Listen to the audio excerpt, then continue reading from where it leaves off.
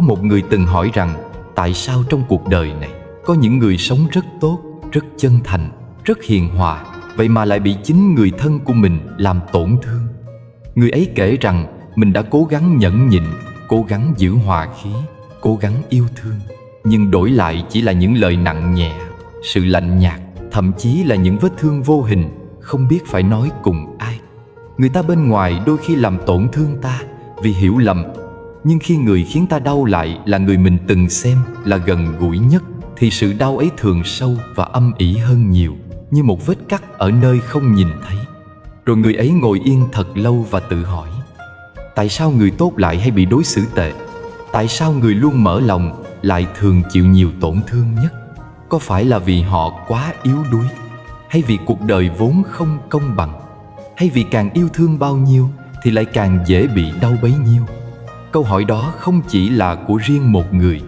Trong cuộc sống này có rất nhiều trái tim lương thiện đã từng hoang mang trước điều ấy. Tại sao mình không làm điều gì sai mà vẫn cảm thấy cô đơn và bị bỏ rơi trong chính gia đình của mình? Tại sao càng cho đi thì càng bị xem nhẹ? Trong giáo pháp của Đức Phật có một lời dạy rất sâu: không ai có thể làm ta khổ nếu trong tâm ta không tự giữ lấy khổ. Sự tổn thương mà ta cảm nhận phần nhiều không nằm ở hành động của người khác, mà nằm ở nơi ta đã đặt kỳ vọng, đã trao niềm tin và mong muốn được đáp lại. Khi niềm tin ấy bị xô lệch, khi kỳ vọng ấy không như mong đợi, nỗi đau sẽ tự sinh ra từ bên trong. Người khác chỉ là duyên, còn gốc rễ lại nằm nơi tâm ta. Điều này không có nghĩa rằng chúng ta phải cam chịu hay nhẫn nhục một cách mù quáng. Buông bỏ trong đạo không phải là yếu đuối, không phải là trốn tránh, cũng không phải là quay lưng với tình cảm. Buông bỏ là khi ta hiểu rằng có những điều càng cố nắm, càng chảy qua tay. Có những con người, dù ta có yêu thương hết lòng, họ cũng không thể cảm nhận được giá trị ấy, vì trái tim họ chưa đủ rộng để đón nhận. Buông bỏ là khi ta thôi tìm kiếm sự công nhận từ người không biết trân trọng mình. Buông bỏ là trở về với chính mình, trở về với sự bình an vốn có. Có người hỏi: vậy buông bỏ là không quan tâm nữa sao? Không phải. Ta vẫn có thể quan tâm, nhưng không phụ thuộc. Ta vẫn có thể yêu thương, nhưng không đặt hạnh phúc của mình vào trong tay người khác. Khi ta buông bỏ được sự mong chờ, ta sẽ nhìn sự việc rõ hơn. Khi ta buông bỏ được sự so sánh, ta sẽ không còn đau đớn. Khi ta buông bỏ được sự cố chấp, trái tim sẽ nhẹ nhàng hơn. Và khi trái tim đã nhẹ nhàng, lời nói hay hành động của người khác sẽ không còn khả năng làm ta tổn thương sâu như trước. Cuộc đời này, mỗi người đều mang theo nghiệp lực và bài học riêng. Có người đến để yêu thương ta, có người đến để thử thách ta, có người đến để nhắc ta biết quý trọng bản thân mình, và cũng có những người đến chỉ để dạy ta bài học về buông bỏ. Không có ai là vô tình xuất hiện trong cuộc đời ta. Mỗi cuộc gặp gỡ đều có nhân duyên. Có duyên thì đi chung một đoạn, hết duyên thì mỉm cười mà rẽ hướng. Không cưỡng cầu, không oán thán, không trách móc. Người đối xử tệ với ta không phải lúc nào cũng là người xấu. Đôi khi họ chỉ đang mang trong mình những vết thương chưa được chữa lành. Họ dùng sự lạnh lùng, sự gắt gỏng, sự vô tâm như một chiếc áo giáp che chắn cho nỗi đau của chính họ. Nếu ta nhìn họ bằng đôi mắt phán xét, ta sẽ thấy họ đáng trách. Nhưng nếu ta nhìn họ bằng con mắt hiểu và thương, ta sẽ thấy họ cũng chỉ là một người đang lạc lối trong cuộc đời này, giống như ta đã từng có lúc lạc lối. Bởi vậy, điều quan trọng không phải là ta phải làm sao để người khác thay đổi. Điều quan trọng là ta học cách làm chủ tâm mình. Nếu tâm ta rộng như hồ lớn, thì một muỗng muối khổ đau cũng không thể làm đục dòng nước. Nếu tâm ta hẹp như chiếc ly nhỏ, chỉ một chút muộn phiền cũng đủ khiến ta nghẹn ngào. Vậy nên, thay vì hỏi vì sao họ đối xử tệ với mình, hãy thử hỏi lòng mình: trái tim mình đã đủ lớn chưa? Đủ vững chưa? Đủ biết thương chính mình chưa? Hôm nay, trong buổi chia sẻ này, chúng ta sẽ cùng đi vào 10 tầng nhận thức để học cách mỉm cười giữa nghịch duyên. Mỉm cười không phải để che giấu đau thương, mà để hiểu rằng mọi điều đến đều có nguyên do của nó. Mỉm cười để nhẹ bước qua, chứ không phải để trốn chạy. Mỉm cười để giữ tâm bình an, vì bình an là món quà quý nhất mà ta có thể tự trao cho chính mình.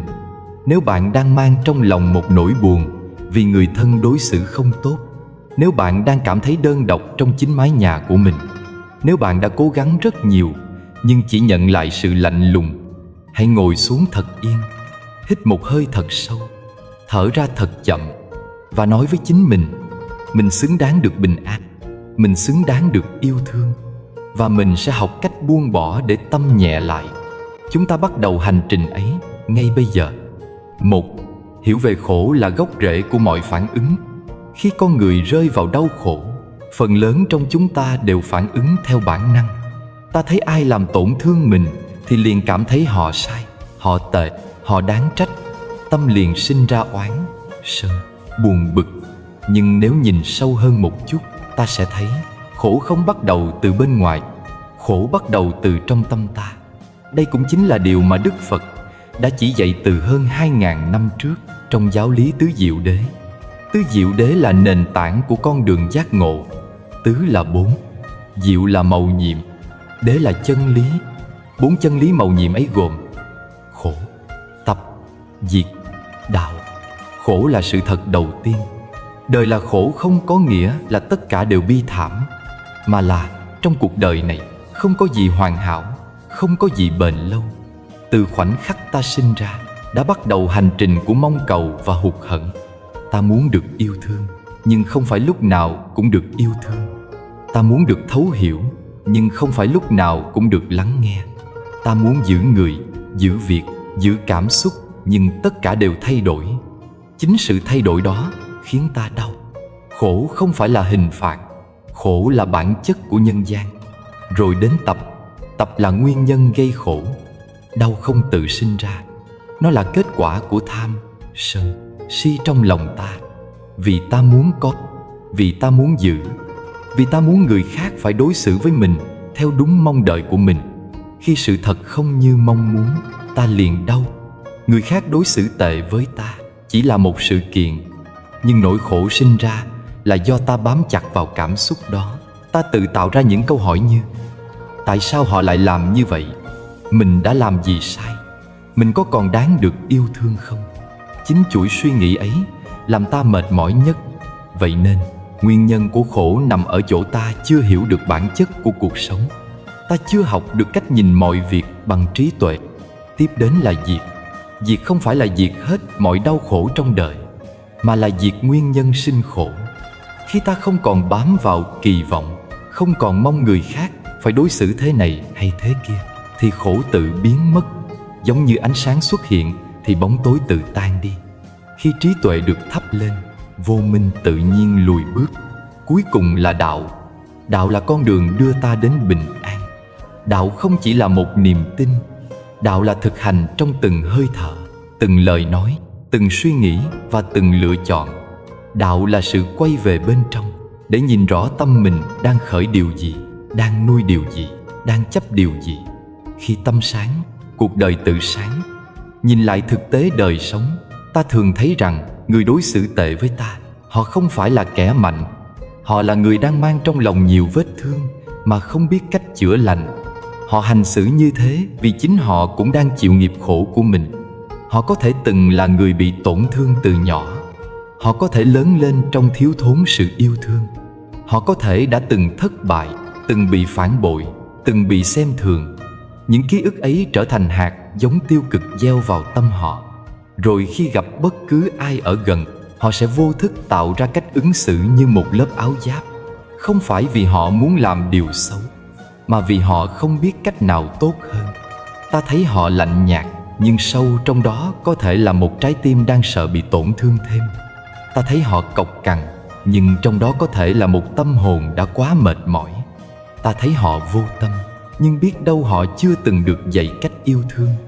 Ta thấy họ làm tổn thương ta, nhưng biết đâu họ không hề biết rằng những điều mình làm có thể gây đau đớn đến vậy. Từ góc nhìn ấy, ta sẽ bớt trách, bớt giận, bớt oán. Không phải để bao biện cho hành vi sai, mà là để giải thoát chính mình khỏi nỗi đau đang cầm trên tay. Giận dữ là một ngọn lửa thiêu đốt, trước tiên chính người ôm giữ nó. Oán thù là sợi dây xiềng xích trói buộc, trước tiên chính trái tim đang nuôi dưỡng nó. Mỗi lần ta nhớ lại điều làm mình tổn thương, tâm ta lại chìm sâu vào bóng tối. Và người khiến ta đau, có khi họ đã quên từ lâu, chỉ còn ta là người tiếp tục tự làm mình đau thêm lần nữa. Cho nên, hiểu về khổ là bước đầu để giải thoát khổ. Khi ta chấp nhận rằng khổ là một phần của nhân gian, khi ta nhìn thấy nguyên nhân của khổ nằm ở chính tâm bám víu của mình, khi ta biết rằng có thể diệt được khổ bằng cách dừng nuôi dưỡng những kỳ vọng sai lầm, và khi ta bước đi trên con đường đạo, nuôi dưỡng trí tuệ và lòng từ, lúc đó ta sẽ không còn vật vã trong đau thương nữa. Người đối xử tệ với ta, thực ra họ đang đi trong bóng tối của vô minh. Họ chưa thấy đường, họ chưa thấy ánh sáng.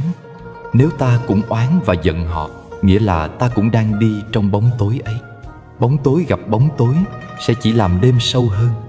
Chỉ khi một người thắp lên một chút ánh sáng trong lòng, thì người còn lại mới có cơ hội nhìn thấy con đường quay về. Có một điều rất sâu trong đạo: không ai thật sự muốn làm điều xấu, chỉ là họ không thấy lựa chọn nào khác. Khi tâm sáng thì hành động sáng, khi tâm tối thì hành động tối. Người kém phước không phải là người thiếu tiền bạc, người kém phước là người thiếu trí tuệ để nhận ra những điều mình đang làm. Cho nên, khi ta trưởng thành trên con đường đạo, ta sẽ không còn hỏi vì sao họ đối xử tệ với mình, mà ta sẽ hỏi tâm mình có đang sáng không? Tâm mình có đang đủ từ bi để không rơi vào hận thù không? Tâm mình có đang đủ vững để không bị kéo vào nỗi đau của người khác không? Nếu tâm ta trong, thì mọi hành vi ngoài kia chỉ như gió thoảng. Nếu tâm ta đục, thì chỉ một lời nói cũng đủ làm ta tổn thương nhiều ngày. Hiểu được gốc rễ của khổ, ta bắt đầu bước vào quá trình chuyển hóa. Không phải chuyển hóa người khác, mà là chuyển hóa chính mình. Khi ta thay đổi góc nhìn, cảm xúc sẽ thay đổi.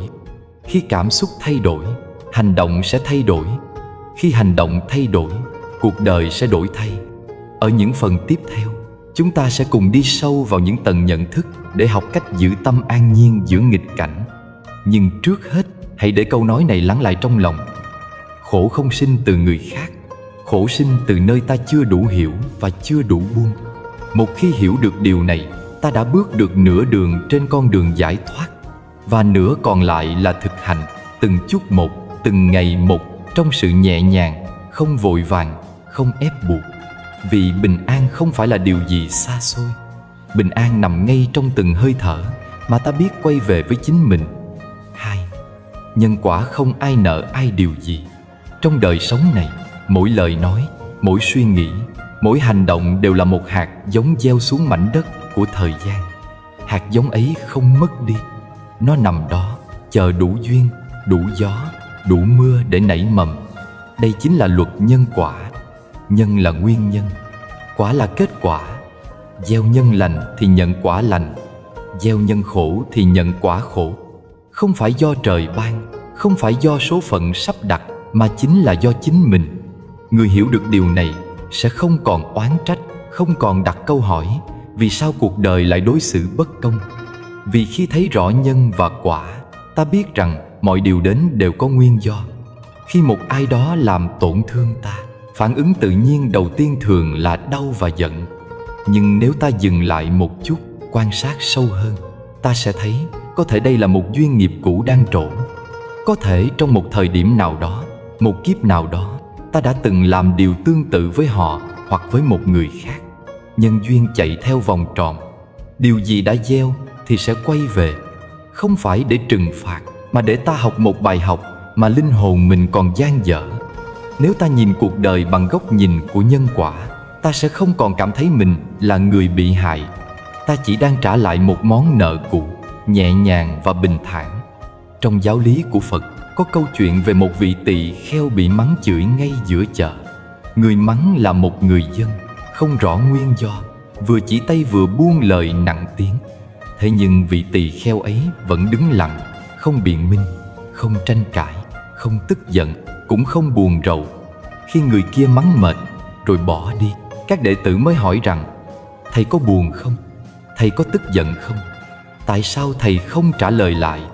Vị tỳ kheo khẽ mỉm cười và nói rằng: nếu có ai đó mang một món quà đến cho con, nhưng con không nhận, thì món quà ấy thuộc về ai? Các đệ tử trả lời: thuộc về người đem đến. Vị tỳ kheo nói: Lời mắng chửi cũng là một món quà họ đưa đến, nhưng nếu ta không nhận thì nó sẽ quay trở về với họ. Vậy thì ta giận để làm gì? Ta đau để làm gì? Ta chỉ cần giữ tâm an thì chẳng một lời nào có thể làm ta tổn thương. Câu chuyện ấy rất giản dị nhưng chứa đựng một trí tuệ rất sâu. Trong cuộc sống hàng ngày, ta không tránh khỏi những lúc bị phán xét, bị hiểu lầm, bị nói xấu, bị xem thường. Nếu ta vội vàng phản ứng từ cảm xúc, ta sẽ bị cuốn theo vòng xoáy đau khổ. Nhưng nếu ta biết dừng lại, quan sát và hiểu rằng mọi điều đều có nhân duyên của nó, thì tâm ta sẽ nhẹ hơn nhiều. Có người hỏi, nếu người khác làm điều sai, chẳng lẽ ta cứ bỏ qua mãi? Thực ra, bỏ qua không có nghĩa là dung túng cho điều sai. Bỏ qua là không để bản thân mình bị rơi vào sân hận. Ta có thể nói rõ ràng, nhưng không dùng giận dữ. Ta có thể gìn giữ ranh giới của mình, nhưng không nuôi oán hận trong lòng. Nhân quả đã có trời đất ghi nhận, không cần ta phải làm người phán xét. Điều ta cần là giữ gìn sự trong sáng trong tâm mình. Có câu nói trong dân gian, ai nhận lỗi về mình, người ấy sống lâu. Ai biết nhường một bước, người ấy bình an. Nhìn có vẻ đơn giản, nhưng bên trong chứa đựng một hiểu biết rất sâu về nhân quả. Khi ta nhường, không phải ta thua. Khi ta không trả đũa, không phải ta sợ, mà là ta hiểu rằng gieo thêm oán thù chỉ làm vòng nhân quả kéo dài. Một lời hờn trách cũng có thể là một hạt giống của khổ đau. Một suy nghĩ sân giận cũng có thể là mạch bùn làm vẩn đục tâm mình. Người biết dừng lại đúng lúc chính là người đang cắt đi một vòng luân hồi của khổ. Cuộc đời không ai nợ ai điều gì. Tình cảm đến rồi đi, đều có nhân duyên của nó. Có người đến để trao cho ta thương yêu, có người đến để dạy ta bài học, có người đến để thử thách trái tim ta, có người chỉ đơn giản đi ngang qua để đánh thức điều gì đó trong ta. Khi duyên hết, họ rời đi. Không ai sai, không ai đúng, không ai nợ ai. Chỉ là hành trình đã đến lúc phải sang trang. Nhiều người đau khổ vì cứ ôm chặt suy nghĩ rằng mình đã đối xử tốt như thế, sao người ta lại tệ bạc? Nhưng nhân quả không tính bằng từng hành động đơn lẻ. Nó là dòng chảy của vô số kiếp sống. Có thể ta đã từng gieo một hạt giống nào đó từ rất lâu. Hôm nay nó chỉ đang trổ quả. Người kia chỉ là người mang quả đến. Oán họ cũng vô ích, giận họ cũng vô ích. Cái cần hiểu là hạt giống trong chính tâm mình. Nếu ai đó làm tổn thương ta, hãy nhìn sự việc như một tấm gương. Tấm gương không phải để trách người, tấm gương là để soi lại mình. Ta đã đặt tình cảm ở đâu quá nhiều? Ta đã mong chờ điều gì quá lớn? Ta đã thiếu yêu thương bản thân đến mức nào mà để hạnh phúc của mình phụ thuộc vào người khác? Hiểu được điều này, ta sẽ biết quay về chăm sóc mình trước, thay vì cứ đi tìm sự bù đắp ở bên ngoài. Khi nhìn bằng con mắt nhân quả, ta sẽ thấy lòng từ dần nở ra. Ta hiểu rằng người làm điều xấu đang gieo nhân khổ cho chính họ. Ta không cần làm gì thêm để họ phải trả giá. Bánh xe nhân quả tự xoay. Chỉ là ta dừng không gieo thêm hạt giống khổ mới. Khi ta từ bi với người, chính ta là người được giải thoát đầu tiên. Trong những lúc bị tổn thương, nếu ta có thể mỉm cười và nói trong lòng rằng ta trả nợ ở đây, ta hóa giải ở đây, ta dừng vòng nhân quả ở đây, thì trái tim ta sẽ lập tức nhẹ đi. Không phải vì ta yếu đuối, mà vì ta đủ sức mạnh để không để bóng tối kéo ta vào. Thương được người làm mình đau, đó không phải là điều ai cũng làm được. Nhưng một bước nhỏ hướng về lòng từ cũng là một bước ra khỏi luân hồi. Chúng ta tu không phải để được khen là hiền. Chúng ta tu để tâm mình nhẹ. Đời còn dài, nhân quả còn vận hành. Khi ta đi qua một cơn đau mà không để lại vết sẹo oán hận, đó chính là trí tuệ đã được nảy mầm. Vì vậy, khi ai đó đối xử tệ với ta, hãy nhớ không ai nợ ai điều gì. Mọi gặp gỡ đều là nhân duyên. Mọi tổn thương đều là bài học. Mọi chia tay đều là hồi chuông kết thúc một đoạn nghiệp. Hãy thắp một ngọn đèn trong lòng, nhẹ nhàng nói lời cảm ơn và bước tiếp. Bởi vì phía trước chắc chắn sẽ có những điều tốt đẹp đang chờ đợi ta. Bình an chưa bao giờ rời bỏ ta. Chỉ là ta cần mở trái tim để nhận ra nó đang ở ngay đây, trong chính giây phút này. 3. Tâm sân hận là ngọn lửa đốt chính mình. Trong mỗi con người đều có một ngọn lửa âm thầm cháy. Khi ta vui, nó rực sáng nhẹ nhàng như ánh đèn. Khi ta biết thương, nó ấm áp như bếp lửa trong đêm đông. Nhưng khi sân hận trỗi dậy, ngọn lửa ấy biến thành thiêu đốt, cháy ngược trở vào trong, khiến chính ta đau đớn. Sân hận không phải chỉ là một cảm xúc, nó là một ngọn lửa có khả năng phá hủy tâm hồn, sức khỏe và cả những mối quan hệ mà ta trân quý. Người sân không chỉ thấy thế gian đáng ghét mà còn thấy chính bản thân mình khổ sở. Và điều đáng nói là không ai có thể làm ta sân nếu hạt giống sân không sẵn có trong ta. Người xưa có câu, giận dữ giống như nắm một cục than hồng để ném vào người khác, ta là người bỏng trước. Câu nói ấy không phải để răn dạy đạo đức, mà là một sự thật rất rõ ràng. Mỗi khi ta giận, cơ thể lập tức căng thẳng, hơi thở siết lại, tim đập nhanh hơn, ánh mắt trở nên nặng nề, tâm trí bị bao phủ bởi một lớp mây đen. Trong khoảnh khắc ấy, ta không còn thấy ai rõ nữa, kể cả chính mình. Sân hận giống như một cơn bão cuốn ta đi khỏi sự bình an vốn có. Nó khiến ta nói điều không nên nói, làm điều không nên làm, và để lại sự tiếc nuối mà đôi khi không thể sửa chữa. Có người nói tôi giận vì người kia sai, tôi giận vì họ làm tổn thương tôi. Nhưng thật ra người kia chỉ là nguyên nhân bên ngoài. Cội rễ của sân nằm ở bên trong chính ta. Nếu trong lòng ta đủ rộng, đủ hiểu, đủ thương, thì dù người kia có nặng lời, ta cũng không dễ bị lung lay. Nếu trong tâm ta có nhiều bóng tối, chỉ một lời gió thoảng cũng đủ thổi bùng thành lửa lớn. Sân không đến từ bên ngoài, nó được đánh thức từ bên trong. Điều quan trọng là ta học cách nhận diện cơn sân ngay từ khi nó mới bắt đầu nhen nhó. Cơn sân khi mới sinh rất nhỏ, nó chỉ là một chút khó chịu, một thoáng không vừa ý, một cảm giác căng nhẹ trong ngực.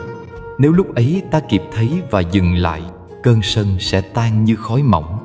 Nhưng nếu ta không nhận ra, nó sẽ lớn dần, mạnh dần, rồi bùng lên thành ngọn lửa dữ. Sân càng mạnh, ý thức càng yếu. Ta càng nói nhiều, càng làm nhiều, càng khiến mình tổn thương nhiều hơn.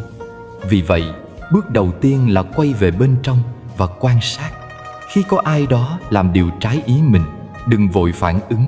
Hãy thở một hơi thật sâu, cảm nhận hơi thở đi vào rồi đi ra. Hãy xem trong lòng mình đang xảy ra điều gì. Có một luồng nóng đang bốc lên không? Có một dòng suy nghĩ đang lặp lại không? Có một tiếng nói muốn bộc phát không? Chỉ cần thấy được nó, cơn sân đã yếu đi một nửa. Trong giáo lý thiền quán, có một cách thực tập rất nhẹ nhàng. Con thấy cơn giận trong con mỉm cười với nó. Đây không phải là trốn tránh cơn giận, cũng không phải là nén lại, mà là nhận biết nó với tình thương. Giận không phải kẻ thù, giận chỉ là một phần của tâm. Nó đến để nói rằng có điều gì đó trong ta đang đau, đang chưa được chữa lành. Khi ta mỉm cười với cơn giận, ta đang ôm nó như một người mẹ ôm đứa con đang khóc. Không trách, không xua đuổi, không phủ nhận, chỉ nhìn và thở cùng nó. Hãy thử ngồi yên, nhắm mắt lại một lúc, đặt tay lên ngực, cảm nhận hơi thở đang đi vào, đi ra, và nói thầm trong lòng: con biết có cơn giận trong con đang thở cùng nó.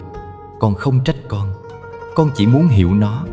Cứ thế, từng hơi thở, từng nhịp nhẹ, rồi ta sẽ thấy cơn sân lắng lại như mặt nước sau một gợn sóng. Khi sân không còn điều khiển ta sẽ thấy rõ hơn người trước mặt cũng đang khổ. Người gây tổn thương cho ta không phải lúc nào cũng cố ý. Có thể họ đang bị áp lực, bị lo sợ, bị tổn thương từ những nơi mà ta không thể thấy. Người nói lời cay nghiệt thường là người đang đau trong lòng. Người nặng tay với ta thường là người không biết cách dịu dàng với chính họ. Khi ta nhìn được điều ấy, ta sẽ không còn muốn trả đũa, mà chỉ sẽ muốn dừng lại để không tạo thêm khổ. Có lúc ta nghĩ rằng giữ sân là để bảo vệ mình, nhưng thật ra sân khiến trái tim ta co lại. Khi lòng co lại, yêu thương không thể đi vào, bình an không thể ở lại, hạnh phúc không thể nở hoa. Người ôm sân giống như người tự xây nhà tù và tự nhốt mình vào đó. Chìa khóa ở ngay trong tay, nhưng nhiều khi ta không nhận ra. Ta không cần phải tu đến mức không còn giận bao giờ. Điều đó không thực tế. Điều quan trọng là khi giận, ta biết mình đang giận.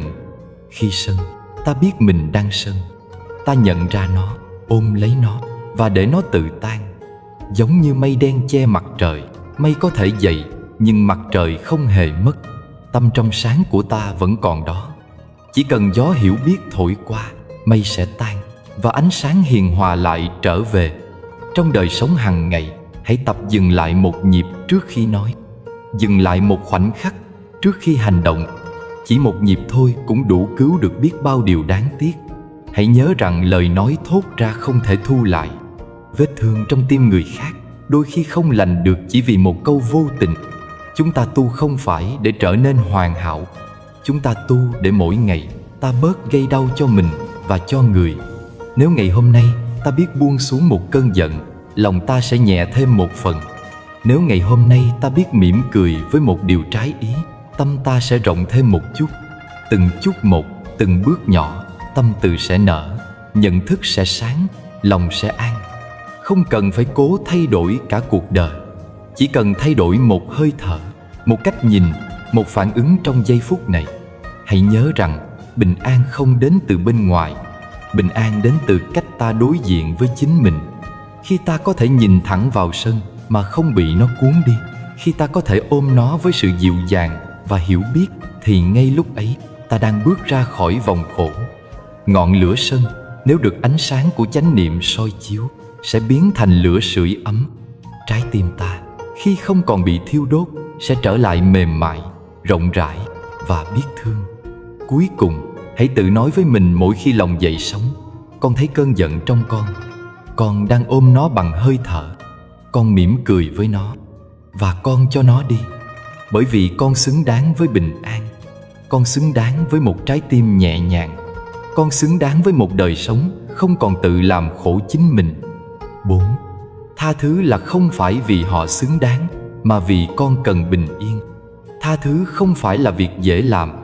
Khi ta bị tổn thương, trái tim thường khép lại như một cánh cửa bị gió mạnh đẩy sập. Ta muốn giữ khoảng cách, ta muốn bảo vệ mình. Có khi ta nói rằng mình đã buông rồi, đã bỏ rồi, đã không còn quan tâm nữa. Nhưng chỉ cần một lời ai đó nhắc lại, một hình ảnh tình cờ nhìn thấy, nỗi đau cũ lại khẽ nhói lên như một mũi kim rất nhỏ, nhưng đủ để ta biết rằng tất cả vẫn còn đó. Tha thứ không phải là quên. Tha thứ cũng không phải là đồng ý hay chấp nhận điều sai. Tha thứ là hành trình trở về để chăm sóc chính trái tim mình, để không còn bị kẹt vào nỗi đau thêm nữa. Trong đạo, lòng từ được xem như một dòng suối trong. Dòng suối ấy có thể len vào những nơi khô cằn nhất của tâm hồn, tưới mát những mảnh đất đã từng nứt nẻ vì khổ đau và hận thù. Lòng từ không phải chỉ là lời nói hiền hòa hay nụ cười nhẹ nhàng. Lòng từ là một năng lượng sống, là ánh sáng từ bên trong, là cái ôm dịu dàng đối với chính những tổn thương của mình. Người có lòng từ không phải là người chưa từng khổ, mà là người đã đi xuyên qua khổ đau, nhìn rõ nó, hiểu được nó, và từ đó biết thương hơn, biết nhẹ hơn. Tha thứ không phải vì người kia xứng đáng được tha. Đôi khi, người làm ta tổn thương chưa từng hối hận, chưa từng biết lỗi, thậm chí còn vô tư với nỗi đau của ta. Nhưng ta tha thứ không phải vì họ. Ta tha thứ vì ta cần bình yên. Khi ta còn giữ khổ trong lòng, lòng ta sẽ luôn nặng. Khi ta còn nuôi giận, tâm ta sẽ luôn nóng. Khi ta còn nhớ để oán, tâm ta sẽ mãi không có chỗ cho hoa nở. Tha thứ là món quà ta tự trao cho chính mình, để con đường phía trước được nhẹ bước, để trái tim có nơi nghỉ lại, để tâm được an mà không cần đợi ai xin lỗi. Có một câu chuyện xưa kể lại, có một người bị kẻ khác xúc phạm rất nặng lời. Người ấy chỉ đứng yên, chắp tay, miệng niệm A Di Đà Phật. Kẻ kia càng thấy vậy, càng tức giận, mắng chửi dữ dội hơn. Người xung quanh hỏi tại sao ông không phản ứng, tại sao không nói lại, tại sao không bảo vệ danh dự của mình. Người kia mỉm cười nói, những lời ác như độc, nếu ta không mở lòng đón lấy, nó sẽ rơi xuống đất. Còn nếu ta giận dữ mà đỡ lấy, độc ấy sẽ thấm vào tim. Ta niệm A Di Đà Phật để nhắc mình giữ cửa tâm đóng lại, không cho độc vào. Kẻ mắng ta, họ đang tự gieo nghiệp cho chính họ. Ta giận họ, ta mang nghiệp theo cùng. Ta buông họ, ta giữ được mình. Câu chuyện ấy không phải để dạy ta nhẫn nhục đến mức chịu đựng vô điều kiện. Nó chỉ nhắc ta rằng ta có quyền chọn điều gì được đi vào tâm mình. Người làm ta tổn thương chỉ có thể chạm vào bề ngoài cuộc đời ta, nhưng nỗi đau sâu hay nhẹ, dài hay ngắn, dai dẳng hay tan biến lại phụ thuộc vào chính ta. Nếu ta cứ lặp lại trong lòng rằng người kia sai, người kia tàn nhẫn, người kia không xứng đáng, ta sẽ bị cột chặt với họ trong sợi dây oán hận. Nhưng nếu ta nói trong lòng rằng con hiểu, ai cũng đang khổ theo cách của riêng mình, rồi ta bước đi, sợi dây ấy sẽ rơi xuống mà không cần ta phải cắt. Tha thứ không phải chỉ là lời nói. Tha thứ là một tiến trình. Có thể hôm nay ta vẫn còn thấy đau, có thể ngày mai ta vẫn còn thấy chua xót. Nhưng nếu ta đã đặt ý nguyện muốn nhẹ nhàng, một chút một, tâm sẽ mở ra. Như hoa nở không vội vàng, như mầm xanh không lớn chỉ sau một đêm. Tha thứ cần thời gian, cần hơi thở, cần sự quay về. Hãy thử thực tập một điều rất nhỏ và rất sâu. Hãy ngồi yên trong tĩnh lặng, hít vào một hơi thật mềm, thở ra thật chậm, rồi gọi tên người đã khiến ta tổn thương. Chỉ gọi tên thôi, không phán xét, không trách móc, không nhìn họ bằng quá khứ. Hãy nhìn họ như một con người đang khổ, đang lạc, đang thiếu ánh sáng như bao nhiêu người khác. Rồi nói thầm trong lòng: con buông cho con tha thứ để trái tim con được nhẹ. Con không mang nỗi đau này đi thêm nữa. Nếu nước mắt rơi, hãy để nó rơi. Đó là trái tim đang tự rửa sạch chính mình. Nếu lòng còn nghẹn, hãy cứ thở. Mỗi hơi thở là một bước, và từng bước sẽ đưa ta ra khỏi vùng tối.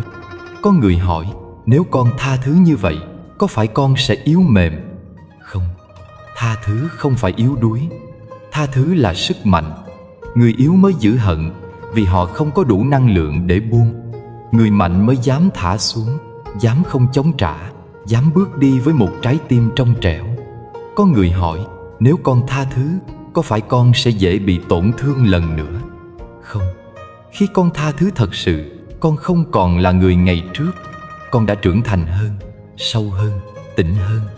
Con sẽ biết cách đặt ranh giới, biết cách yêu thương mà không đánh mất mình, biết cách bước đi mà không kéo theo bóng tối. Tha thứ không làm ta quên. Tha thứ giúp ta nhớ mà không đau. Như người nhìn lại một vết sẹo, họ biết nó từng sâu và từng rát, nhưng giờ nó không còn làm họ nhói nữa. Nó chỉ là một dấu vết cho thấy họ đã sống, đã học, đã lớn. Và đây là điều quan trọng nhất. Khi ta tha thứ, ta đang dừng lại nghiệp cũ. Khi ta không trả đũa, ta không gieo thêm khổ. Khi ta không ôm hận, hạt giống khổ không được tưới. Và khi tâm không còn đất nuôi khổ, khổ sẽ tự chết. Lúc ấy ta sẽ hiểu một điều thấm thía.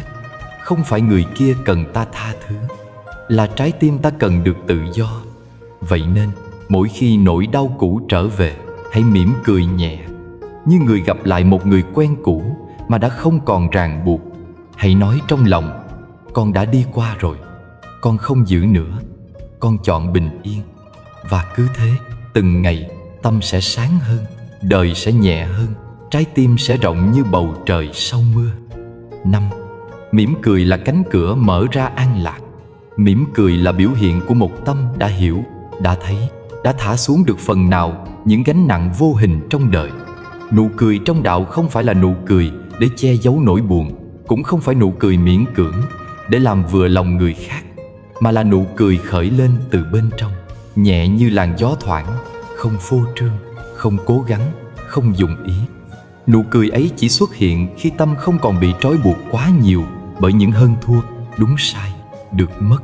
Khi ta có thể nhìn cuộc đời với cái nhìn mềm mại hơn, bao dung hơn, không còn muốn kiểm soát tất cả, cũng không còn muốn chứng minh điều gì, thì ngay lúc đó nụ cười sẽ tự nhiên nở ra như hoa nở đúng mùa, không cần thúc ép. Trong đời thường, đôi khi ta quên mất rằng mình có thể mỉm cười. Cuộc sống bận rộn cuốn ta đi, nỗi lo chất chồng, áp lực, tổn thương, kỳ vọng, thất vọng, tất cả làm ta dần trở nên căng thẳng. Có lúc ta soi gương, nhìn vào chính mình và thấy gương mặt ấy thật xa lạ, đôi mắt mệt mỏi, khóe môi khép chặt, như thể ta đã không còn cho phép bản thân được nhẹ nhàng nữa. Ta không giận ai, mà sao vẫn thấy nặng. không ai làm gì, mà sao lòng vẫn chông chênh. Những lúc ấy, một nụ cười dù thật nhỏ cũng có thể trở thành chiếc chìa khóa mở ra một cánh cửa trong tâm. Các bậc thiền sư từng nói rằng hãy mỉm cười, dù chỉ là nụ cười mỉm, để nhắc mình rằng ta vẫn còn tự do. Tự do khỏi những suy nghĩ rối rắm, tự do khỏi những lo sợ không tên, tự do khỏi những ký ức cũ đã tan rồi mà ta vẫn còn nắm giữ. Nụ cười không thay đổi thế giới ngay lập tức, nhưng nó thay đổi nội tâm của ta trong khoảnh khắc đó. Và khi nội tâm đổi khác, thế giới bên ngoài cũng dần đổi khác theo. Trong đạo Phật, nụ cười là biểu tượng của sự tỉnh thức. Đức Phật được mô tả với nụ cười nhẹ trên môi, không phải là cười vì vui, mà là biểu hiện của sự thấu hiểu sâu sắc bản chất của cuộc đời. Ngài nhìn thấy rõ sinh và diệt, hợp và tan, đến và đi, được và mất, tất cả chỉ là dòng chảy. Khi đã hiểu rằng không có gì thực sự sở hữu được mãi, không có ai giữ ai được trọn đời, không có hạnh phúc nào cố định, cũng không có khổ đau nào vĩnh viễn, tâm liền trở nên rộng rãi như bầu trời. Và trên bầu trời ấy, nụ cười nở ra như một áng mây lành. Mỉm cười không phải là chối bỏ nỗi đau. Mỉm cười là đối diện với nỗi đau bằng sự hiểu biết. Khi ta đau, ta biết mình đang đau. Khi ta buồn, ta biết mình đang buồn. Nhưng thay vì vùi mình vào nỗi buồn ấy, ta chỉ thảnh thơi nhìn nó như một đợt sóng đến rồi đi, không chống lại, không níu giữ. Lúc ấy, ta có thể mỉm cười với chính cảm xúc của mình, như người mẹ ôm đứa con đang khóc, không trách, không gạt, chỉ ôm và thở cùng nó. Đó là nụ cười của tình thương dành cho chính mình. Một trong những thực tập quan trọng mà các bậc thầy truyền dạy là thực tập hơi thở đi cùng nụ cười. Hơi thở là nhịp cầu nối thân và tâm. Khi hơi thở còn vội, tâm chưa thể yên. Khi hơi thở trở nên nhẹ và đều, tâm sẽ dần dịu xuống. Hãy thử một khoảnh khắc thật đơn giản. Đặt tay lên ngực, thở vào thật chậm, biết rằng mình đang sống. Thở ra thật nhẹ, mỉm cười thật mềm. Không cần cố cười, chỉ là thả lỏng môi, để nụ cười hiện ra như một bông hoa vừa chớm nở. Thở vào, con biết con đang sống. Thở ra, con mỉm cười. Chỉ vậy thôi. Nhưng chỉ vậy cũng có thể làm dịu đi bao nhiêu cơn sóng đang gợn trong lòng. Khi ta mỉm cười như thế, không phải là ta đang cố phớt lờ thực tại. Ngược lại, đó là lúc ta thật sự hiện diện trọn vẹn. Hiện diện với hơi thở, với cảm xúc, với thân thể này, với giây phút đang diễn ra ngay đây. Và trong sự hiện diện ấy, những điều ta tưởng như không thể buông lại trở nên có thể. Người làm ta tổn thương, ta sẽ thấy họ cũng đang khổ theo cách riêng của họ. Nỗi đau ta từng ôm, ta sẽ thấy nó cũng chỉ là một đám mây bay ngang bầu trời. Mọi chuyện trên đời rồi sẽ đổi thay, không có gì lưu lại mãi. Và ta cũng vậy, rồi sẽ khác đi từng chút một, trong mỗi hơi thở biết mỉm cười. Trong những ngày lòng nặng, nụ cười có thể rất khó đến. Không sao, ta không cần cố, chỉ cần ngồi lại với chính mình. Nếu chỉ nâng nhẹ khóe môi thôi cũng đủ thấy lòng mềm đi một chút, thì hãy cứ nâng nhẹ như thế. Nếu không thể cười nổi, ta chỉ cần thở. Rồi một lúc nào đó, khi tâm không còn căng quá, nụ cười sẽ tự nở. Nó luôn ở đó, chỉ là ta đã quên đường quay về. Hãy nhớ, cuộc đời không đòi ta phải mạnh mẽ mọi lúc, cũng không bắt ta phải vui mọi ngày. Ta chỉ cần thật với chính mình. Khi khổ, ta biết mình đang khổ. Khi mệt, ta biết mình đang mệt. Và khi bình yên quay trở lại, dù chỉ là một giây, ta biết trân trọng giây ấy bằng một nụ cười nhỏ. Nụ cười không thay thế được tu tập, nhưng nụ cười là cửa mở dẫn ta vào tu tập. Bởi khi ta có thể mỉm cười, nghĩa là tâm đã không còn hoàn toàn bị bóng tối che phủ. Một chút ánh sáng đã len vào rồi. Chỉ cần nuôi dưỡng thêm, ánh sáng ấy sẽ lớn hơn. Vậy, hãy tập mỉm cười với cuộc đời, với người bên cạnh, và nhất là với chính mình. Không phải để giả vờ rằng mọi thứ ổn, mà để nhắc mình rằng dù sóng có lớn, lòng vẫn có thể lắng lại. Dù ngoài kia bão tố, bên trong ta vẫn có thể giữ một khoảng trời yên. Và trong khoảng trời ấy, hoa sen sẽ nở. 6. Buông bỏ là nghệ thuật của người hiểu đạo. Có những lúc người ta lầm tưởng buông bỏ là quay lưng, là bỏ chạy khỏi điều khiến mình đau khổ. Nhưng hành động rời đi trong vội vàng thường lại là gánh nặng khác của tâm hồn. Vì thân thì đi, mà lòng thì còn vướng. Buông bỏ thật không phải là xua đuổi hay phủ nhận, mà là nhìn thật sâu và thật rõ vào bản chất của sự việc. Khi thấy ra gốc rễ, khi nhận được bài học ẩn bên trong, khi tâm đã không còn muốn nắm giữ nữa, thì bàn tay tự nhiên sẽ thả xuống. Lúc đó, dù không cố tình buông, ta vẫn buông rồi. Buông bỏ giả là kiểu cố gồng mình quên, nhưng trong lòng lại âm thầm dằn vặt. Ta nói rằng mình không còn bận tâm, nhưng chỉ cần nghe nhắc đến tên ai đó, tim lại nhói lên. Ta nói rằng chuyện cũ đã xong rồi, nhưng đêm nằm xuống, ký ức lại trở về như bóng dài. Ta cố tỏ ra bình thản, nhưng trong lòng đầy sóng. Đó không phải là buông bỏ, đó là che giấu. Khi che giấu, ta chỉ đè cảm xúc xuống, chứ không thật sự hóa giải nó. Giống như nhấn một nắm cỏ dại xuống mặt đất, ý nghĩ rằng nó biến mất. Nhưng chỉ một trận mưa nhỏ, nó lại vươn lên, xanh hơn, rậm rạp hơn, mạnh mẽ hơn. Buông bỏ thật lại là một trạng thái khi tâm đã hiểu, một sự sáng tỏ nhẹ nhàng. Ta thấy rõ rằng mọi thứ đều có nguyên nhân, đều đang vận hành theo luật nhân duyên. Không ai thuộc về ai trong đời này, không có điều gì là sở hữu mãi mãi. Những điều ta ôm chặt nhiều khi chỉ là ảo ảnh của sự bám víu. Thấy rõ như vậy, ta không còn muốn tranh, không còn muốn giữ, không còn muốn níu. Không cần cố để buông, vì lòng đã tự thả rồi. Tuệ giác giúp ta đi đến buông bỏ một cách sâu lắng. Tuệ giác là khả năng thấy rõ vô thường.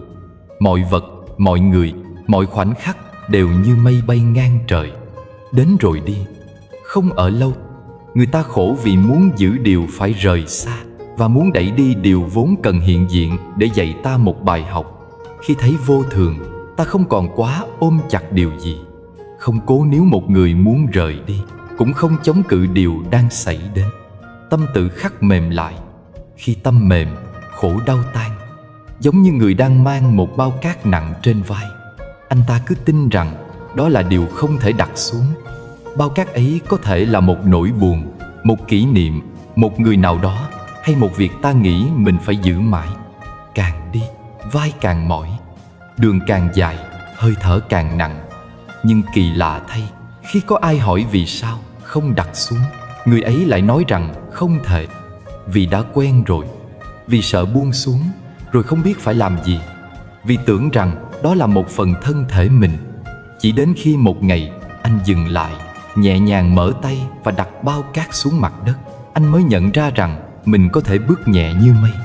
Đó là khoảnh khắc buông bỏ thật sự. Không phải vì ai khuyên, cũng không phải vì ép mình phải buông, mà vì tâm tự nhận ra mình đã mệt đủ rồi, đã giữ quá lâu rồi, đã không cần phải nặng nề nữa.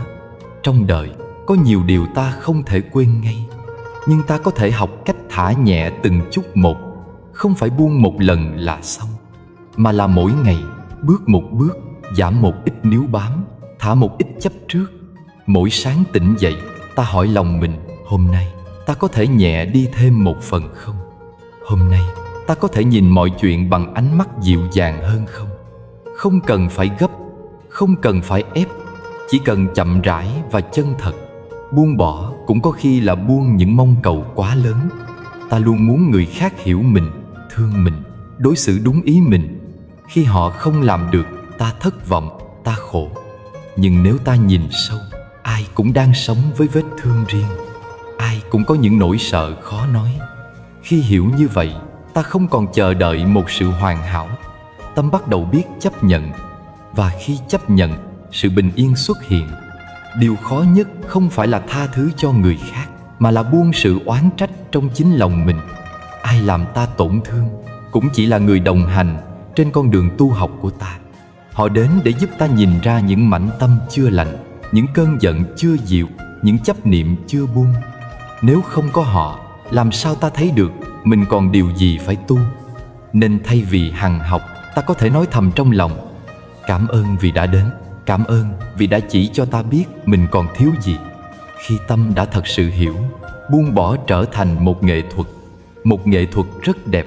Không phải bỏ rơi, không phải quay lưng, mà là mở một cánh cửa khác trong lòng, để ánh sáng đi vào. Khi tâm sáng, mọi thứ trở nên nhẹ. Người ta không còn tranh hơn thua, không còn đòi hỏi được thừa nhận, không còn vì một lời nói mà bận lòng. Tâm như mặt hồ phẳng lặng, chỉ phản chiếu trời xanh, không giữ lại những đợt sóng. Ngày hôm nay, nếu trong lòng bạn còn điều gì nặng, xin hãy ngồi yên một chút, hít vào thật sâu, thở ra thật chậm, rồi nhìn vào chính tâm mình. Hỏi nhẹ lòng, ta còn đang giữ gì đó chỉ vì thói quen không? Nếu có, hãy đặt nó xuống một chút thôi. Một chút mỗi ngày cũng được. Đến khi một ngày bạn quay lại nhìn, bạn sẽ thấy mình đã nhẹ từ bao giờ. Buông bỏ không phải để mất đi. Buông bỏ là để trở về với chính mình, trở về với bình yên vốn đã có sẵn trong sâu thẳm tâm hồn, trở về với sự tự do mềm mại như gió. Khi đã biết buông, con đường đời dù dài hay ngắn, dù thăng trầm hay êm ả, cũng đều trở nên nhẹ như bước chân trên cỏ non trong buổi sớm tinh mơ. Bạn chỉ cần đặt bao cát xuống, phần còn lại tâm sẽ tự biết đường đi. 7. Nhìn người bằng con mắt từ bi. Có những lúc trong cuộc đời, ta gặp những lời nói làm ta đau, những hành động khiến lòng ta nhói lên. Ta tự hỏi vì sao người khác có thể đối xử với ta như thế. Ta cảm thấy bị phản bội, tổn thương, hụt hẫng. Nhưng nếu ta chỉ đứng trên nỗi đau của chính mình mà nhìn, ta sẽ thấy cả thế giới đều tối. Còn nếu ta có thể lùi lại một bước, nhìn người trước mặt bằng đôi mắt từ bi, ta sẽ thấy điều khác. Họ cũng đang đau, họ cũng đang lạc lối, họ cũng đang bị thương mà chưa biết cách chữa lành. Đức Phật từng dạy rằng, khi một người làm điều xấu, nói lời cay độc, họ không thật sự muốn như vậy. Họ làm thế vì họ đang bị khổ. Khổ khiến tâm họ bị che mờ bởi vô minh. Họ dùng lời nặng để trút cơn đau, mà không biết cơn đau ấy lại quay về chính họ. Giống như người đang bị thương nơi bàn chân, chỉ cần ai chạm nhẹ cũng thấy đau. Không phải vì cái chạm mạnh, mà vì vết thương đã có sẵn bên trong. Cũng vậy, người đã có nỗi đau trong lòng thì chỉ cần một điều rất nhỏ từ cuộc sống cũng đủ khiến họ phản ứng mạnh. Họ cáu gắt không phải vì ta sai, mà vì tâm họ đang đầy sóng. Họ nói ra những lời khiến ta chạnh lòng, không phải vì ta không đáng được yêu thương, mà vì họ chưa học được cách yêu thương đúng nghĩa. Khi hiểu được như vậy, ta bắt đầu biết nhìn người như nhìn một người bệnh đang đau. Không trách móc, không ghét bỏ, chỉ có sự cảm thông. Người bệnh thường hành xử khó chịu. Họ quạo, họ bực, họ than, họ khó nhìn. Nhưng ta không hề giận người bệnh, bởi ta biết họ đang yếu, đang đau. Nếu ta có thể nhìn người làm tổn thương ta với trái tim như vậy, thì thay vì khởi lên sân hận, ta lại khởi lên lòng thương. Ta sẽ không nói rằng hành động của họ là đúng, nhưng ta hiểu rằng họ đang chịu khổ. Và người đang khổ thì cần được thấu hiểu trước khi được chỉ dạy. Đức Phật từng bị mắng. Một người đến, đứng trước Ngài, buông ra những lời thô tục, cay nghiệt, xúc phạm vô cùng. Ngài đứng yên, lặng lẽ. Người kia mắng một hồi dài, đến khi không còn lời nào trong miệng nữa, Phật mới hỏi một câu rất nhẹ: nếu ông mang một món quà đến tặng ta, mà ta không nhận, thì món quà đó sẽ về tay ai? Người kia đáp rằng, dĩ nhiên nó sẽ thuộc về người đã mang nó đến. Đức Phật mỉm cười. Những lời ông vừa mắng, ta cũng như vậy. Ông ném chúng ra, nhưng ta không nhận. Chúng rơi xuống đất, chúng không chạm được vào tâm ta. Khi tâm ta không nhận, lời độc không thể nào làm tổn thương ta. Cũng giống như cơn gió lướt qua mặt hồ phẳng, mặt hồ sẽ chỉ gợn nhẹ, nhưng rồi lại trở về bình lặng. Nhưng nếu mặt hồ vốn đã đầy sóng, chỉ cần một chút gió thôi, sóng sẽ nổi lên rất mạnh. Tâm ta cũng vậy. Nếu trong lòng ta đã có sẵn sân hận, oán trách, chỉ cần ai đó động nhẹ, ta sẽ bùng lên. Còn nếu trong lòng ta đã an, đã hiểu, đã có từ bi, thì mọi điều đến sẽ chỉ là gió qua, nước vẫn trong. Từ bi không phải là yếu đuối. Từ bi là sức mạnh của người hiểu đạo. Khi ai đó làm điều xấu, nếu ta ghét họ, ta đang tiếp thêm sức cho điều xấu ấy. Nhưng nếu ta nhìn họ bằng lòng từ, tâm ta sẽ giữ được sự trong sáng. Lòng ta không bị nhúng độc. Không phải ta tha cho họ vì họ xứng đáng, mà vì tâm ta xứng đáng được bình yên. Có một người đến hỏi Phật: Nếu con tha thứ cho kẻ đã làm con tổn thương, có phải con đã thua không? Phật đáp rằng thua chỉ tồn tại khi có tranh đấu. Nếu con không tranh thì làm sao gọi là thua? Tha thứ không phải là cúi đầu. Tha thứ là đứng thẳng bằng trái tim không mang oán thù. Và người đứng thẳng ấy là người thật sự mạnh. Nhìn người bằng con mắt từ bi, trước hết là nhìn thấy vết thương trong người đó. Thấy được vết thương rồi, ta sẽ không còn muốn đổ thêm muối. Ta sẽ nhẹ nhàng hơn trong cách nói, cách nhìn, cách nghĩ. Ta không lên án, ta không đẩy họ ra xa. Ta giữ một khoảng không gian trong lòng mình để hiểu rằng họ đang đau. Có khi chính ta cũng từng là người làm tổn thương ai đó. Có khi ngày xưa ta cũng từng nói những lời khiến người khác buồn. Khi ấy ta cũng đang khổ, đang thiếu, đang mệt. Nếu ngày đó ta được tha thứ, được yêu thương, được ai đó nhìn ta bằng lòng từ, thì tại sao hôm nay ta không trao điều đó lại cho người khác? Từ bi không chỉ là một khái niệm đẹp. Từ bi là phương thuốc chữa lành. Khi ta khởi tâm từ đối với người khác, chính ta được thanh thản đầu tiên. Sân hận là ngọn lửa đốt chính mình, còn từ bi là cơn mưa nhẹ làm mát cả khu rừng đang cháy. Khi ta nhìn người bằng lòng thương, cơn giận trong ta tan đi, tim ta mềm lại, hơi thở ta trở nên sâu hơn, ánh mắt ta lặng yên như mặt nước. Và rồi ta sẽ nhận ra nhiều điều ta nghĩ là tổn thương, thật ra là bài học. Nhiều người ta nghĩ là kẻ khiến ta khổ, thật ra là người giúp ta tu. Họ đến để soi sáng những góc nhỏ bên trong mà ta chưa từng thấy. Họ đến để dạy ta yêu thương sâu hơn, hiểu hơn, kiên nhẫn hơn. Nếu ta chỉ nhìn bằng mắt thường, ta sẽ thấy oán. Nếu ta nhìn bằng tâm sáng, ta sẽ thấy ơn. Ngày hôm nay, nếu ai đó khiến bạn buồn, hãy thử nhìn họ một lần như nhìn một người đang bị thương.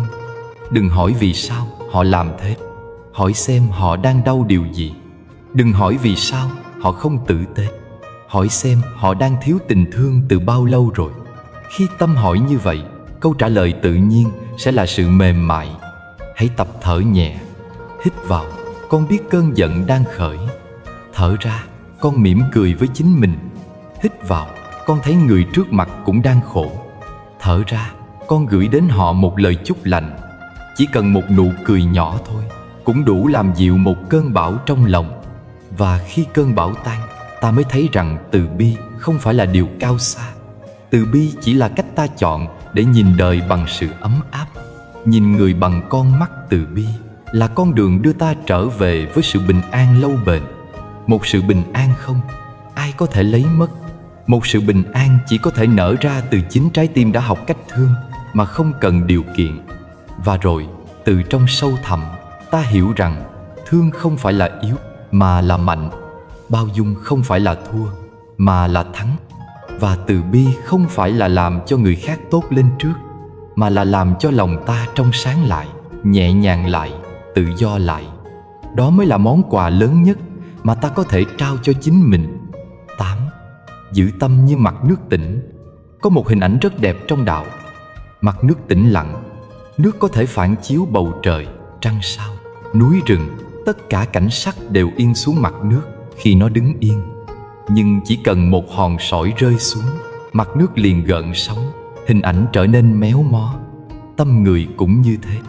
Nếu lòng ta chưa yên, chỉ cần một lời nói, một ánh nhìn, một sự việc rất nhỏ cũng đủ làm ta xao động. Còn nếu tâm ta an, thế gian có đổi thay, người có đối xử thế nào, ta vẫn như mặt nước phẳng. Tĩnh mà sáng, yên mà thấy rõ. Giữ tâm tĩnh không phải là không còn cảm xúc, không phải là ta hóa thành gỗ đá mà không biết buồn vui. Giữ tâm tĩnh là biết buồn nhưng không chìm trong buồn, biết giận nhưng không để giận điều khiển, biết thương nhưng không ràng buộc hay dính mắc. Đó là trạng thái của sự tự chủ nội tâm. Khi tâm tĩnh, ta không bị cuốn vào cơn sóng của hoàn cảnh. Khi tâm tĩnh, ta không bị người khác kéo vào những cuộc tranh hơn thua vô nghĩa. Khi tâm tĩnh, ta không cần chạy theo tiếng khen, cũng không đau khi nhận lời chê. Ngày xưa có người hỏi một vị thiền sư rằng làm thế nào để giữ được tâm không bị động khi bị người khác công kích. Vị thiền sư chỉ nhẹ nhàng đáp rằng nếu trong lòng không có gì để dao động thì dù gió mạnh đến đâu cũng không lay nổi lá. Khi bên trong ta đầy sân, đầy nghi ngờ, đầy mong cầu, thì chỉ một sự kiện nhỏ cũng làm ta chao đảo. Nhưng nếu bên trong ta rộng rãi, bình thản, thấy rõ mọi thứ đến rồi đi, thì không ai có thể làm ta tổn thương thật sự. Tâm tĩnh không đến từ cố gắng gồng mình lên để kìm nén. Tâm tĩnh đến từ hiểu biết, hiểu rằng mọi thứ đều vô thường, hiểu rằng ai đối xử với ta như thế nào là nghiệp của họ, còn ta phản ứng ra sao là nghiệp của chính ta. Hiểu rằng đau khổ có thể được chuyển hóa bằng nhận diện và quan sát. Hiểu rằng bất kỳ cảm xúc nào cũng chỉ như một đám mây đi ngang bầu trời tâm thức. Nó đến rồi nó sẽ đi. Chỉ có bầu trời mới là điều còn lại. Khi ta hiểu được điều này, ta không còn cần phải chống trả với cảm xúc. Ta chỉ cần ngồi xuống, thở, nhìn sâu vào cảm giác đang sinh khởi trong lòng. Không chạy trốn nó, không vội vàng xua nó đi, không gọi nó là xấu hay hư. Chỉ nhìn, tựa như ta ngồi bên dòng sông, nhìn dòng nước chảy qua. Tự nhiên, khi được nhận diện, cảm xúc ấy sẽ tan dần. Nỗi giận nào cũng có gốc rễ của nó. Gốc rễ ấy thường là nỗi sợ, sự thiếu thốn yêu thương, hoặc một vết thương chưa được chữa lành. Khi ta thấy gốc rễ đó, ta hiểu. Và khi ta hiểu, ta mềm lại. Tâm bắt đầu tỉnh. Trong thiền định, người ta không cố gắng đẩy suy nghĩ đi. Càng cố, suy nghĩ càng nhiều. Trong thiền, ta chỉ để mọi thứ tự nhiên. Hơi thở vào, ta biết hơi thở đang vào. Hơi thở ra, ta biết hơi thở đang ra. Ngồi yên, không làm gì cả, để tâm trở về với chính nó. Càng không cố, càng yên. Càng muốn yên, lại càng loạn. Giống như nước, nếu khuấy, nước càng đục. Nếu để nước đứng yên, cặn tự nhiên sẽ lắng xuống đấy. Tâm người cũng như vậy. Khi tâm ta đã lắng, thế gian chỉ còn là cảnh để ta nhìn. Người đến, ta biết họ đang đến. Người đi, ta biết họ đang đi. Lời nói đến, ta nghe, nhưng không bị cuốn đi. Dù có người khen, ta vẫn biết đó chỉ là âm thanh. Dù có người chê, ta cũng biết đó chỉ là âm thanh. Khen không làm ta vui quá, chê không làm ta buồn quá. Tất cả chỉ là những làn gió chạm vào mặt nước. Mặt nước vẫn trong, vẫn yên, vẫn phản chiếu vạn vật như nó vốn là. Có một cách thực hành rất đơn giản mà ai cũng có thể làm. Chỉ cần 3 phút, ngồi xuống ở bất cứ nơi nào yên tĩnh, hoặc ngay cả giữa một ngày đầy bận rộn. Đặt lưng thẳng nhẹ nhàng, không gồng. Thả hai vai mềm xuống. Đôi tay đặt nhẹ trên đùi. Nhắm mắt lại hoặc mở hờ cũng được. Hít vào thật chậm. Cảm nhận không khí đi qua mũi, xuống ngực, xuống bụng. Thở ra nhẹ nhàng. Cảm nhận hơi thở đi ra. Chỉ theo dõi hơi thở như thế, không cần nghĩ điều gì khác. Nếu có suy nghĩ xuất hiện, chỉ mỉm cười và quay lại hơi thở. Nếu có ký ức hiện về, chỉ biết nó đang đến và lại quay về hơi thở. Một hơi thở là một lần trở về với chính mình. Trong 3 phút ấy, ta không chạy theo thế giới. Ta không chạy theo muộn phiền. Ta không chạy theo ai cả. Ta chỉ ở cùng hơi thở. Ta chỉ ở cùng chính ta. Chỉ 3 phút thôi cũng đủ giúp tâm tĩnh lại như mặt hồ sau cơn gió. Nếu mỗi ngày ta thực hành như vậy, dù chỉ vài phút, tâm ta sẽ dần trở nên trong. Và một ngày nào đó, ta sẽ nhận ra rằng mình không còn phản ứng mạnh như trước nữa. Người nói nặng lời với ta không nổi sóng. Chuyện trái ý xảy đến, ta không vội lo. Bởi trong lòng ta có nơi để trở về. Có mặt nước tĩnh trong sáng để soi chiếu mọi sự. Không ai có thể làm đau người có tâm tĩnh. Không phải vì người đó không cảm nhận, mà vì người đó biết rằng tất cả đều là hạt bụi bay qua bầu trời. Tâm chỉ là hư không rộng lớn. Không một cơn gió nào có thể giữ được lâu. Gió đi rồi, bầu trời vẫn xanh. Giữ tâm như mặt nước tĩnh là con đường đưa ta đến sự tự do nội tâm. Không còn bị chi phối bởi lời người khác. Không còn bị trói buộc bởi quá khứ. Không còn lo sợ tương lai. Ta sống trọn vẹn với giây phút hiện tại. Và trong giây phút ấy, ta tìm thấy bình an mà không thứ gì có thể mang đến từ bên ngoài. Khi tâm đã tỉnh, người đối xử tệ với ta sẽ không còn quyền làm ta khổ. Khi tâm đã tỉnh, thế gian không còn là nơi để ta đấu tranh, mà là nơi để ta nhìn thấy chính mình. Khi tâm đã tỉnh, ta mới thật sự biết thế nào là an nhiên giữa dòng đời đầy biến động. Và đó chính là món quà vô giá của hành trình tu tập. Trở về chính mình như mặt nước lặng, phản chiếu trời đất mà không bị trời đất làm đổi thay. 9. Học buông qua đời sống hàng ngày. Trong đời sống hàng ngày, buông bỏ không phải là điều gì xa vời. Nó không nằm trong kinh sách cao siêu, cũng không phải đợi đến khi lên chùa hay ngồi thiền mới thực tập được. Buông bỏ có thể xuất hiện ngay trong từng hơi thở, từng câu nói, từng hoàn cảnh mà ta gặp mỗi ngày. Bởi cuộc sống vốn đầy những va chạm, con người vốn dễ làm nhau tổn thương. Nhưng chính trong những va chạm đó, tâm ta có cơ hội trưởng thành. Không phải khi mọi thứ nhẹ nhàng mới là tu, mà là khi nghịch cảnh đến, ta biết nhìn, biết lắng, biết cười, biết đi tiếp mà không mang theo oán hận. Trước hết là trong gia đình, nơi tưởng chừng là bến đỗ bình yên nhất, đôi khi lại là nơi ta chịu nhiều tổn thương nhất. Có cha mẹ khó tính, có con cái cứng đầu, có anh em không đồng quan điểm, có những lời làm đau nhau, nhưng không ai chịu nói một câu xin lỗi. Người thân vì quá gần nên đôi khi ta mặc định rằng họ phải hiểu ta. Nhưng thật ra không phải ai cũng đủ trưởng thành để hiểu niềm đau của người khác. Có người thương sâu nhưng vụng về, nói ra câu vô tình khiến ta buốt lòng. Có người mang trong mình nỗi khổ từ thuở nhỏ, nên mỗi hành động, mỗi câu nói đều thấm vị nghi ngờ và đề phòng. Nếu lúc ấy ta đáp lại bằng giận, gia đình sẽ mãi đầy vết cắt. Nhưng nếu ta lặng lại một nhịp, nhìn người thân không phải bằng tổn thương mà bằng sự thấu hiểu, ta sẽ thấy họ cũng đang cố gắng, chỉ là chưa đủ sáng để yêu cho đúng.